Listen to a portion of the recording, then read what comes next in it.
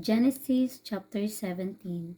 And when Abram was 90 years old and 9, the Lord appeared to Abram and said unto him, I am the Almighty God. Walk before me and be thou perfect, and I will make my covenant between me and thee, and will multiply thee exceedingly. And Abram fell on his face, and God talked with him, saying, As for me, behold, my covenant is with thee, and thou shalt be a father of many nations. Neither shall thy name any more be called Abram, but thy name shall be Abraham, for a father of many nations have I made thee, and I will make thee exceeding fruitful, and I will make nations of thee, and kings shall come out of thee, and I will establish my covenant between me and thee and thy seed after thee in their generations, for an everlasting covenant, to be a God unto thee and to thy seed after thee. And I will give unto thee and to thy seed after thee the land wherein thou art a stranger, all the land of Canaan, for an everlasting possession, and I will be their God. And God said unto Abram, Thou shalt keep my covenant therefore, thou and thy seed after thee in their generations. This is my covenant which ye shall keep between me and you and thy seed after thee. Every man child among you shall be circumcised, and you shall circumcise the flesh of your foreskin, and it shall be a token of the covenant betwixt me and you. And he that is 8 days old shall be circumcised among you, every man child in your generation, he that is born in the house or brought with money of any stranger which is not of thy seed. He that is born in thy house, and he that is bought with thy money, must needs be circumcised, and my covenant shall be in your flesh for an everlasting covenant. And the uncircumcised man child, whose flesh of his foreskin is not circumcised, that soul shall be cut off from his people.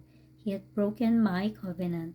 And God said unto Abraham, As for Sarai thy wife, thou shalt not call her name Sarai, but Sarah shall her name be.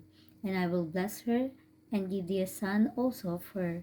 Yea, I will bless her, and she shall be a mother of nations.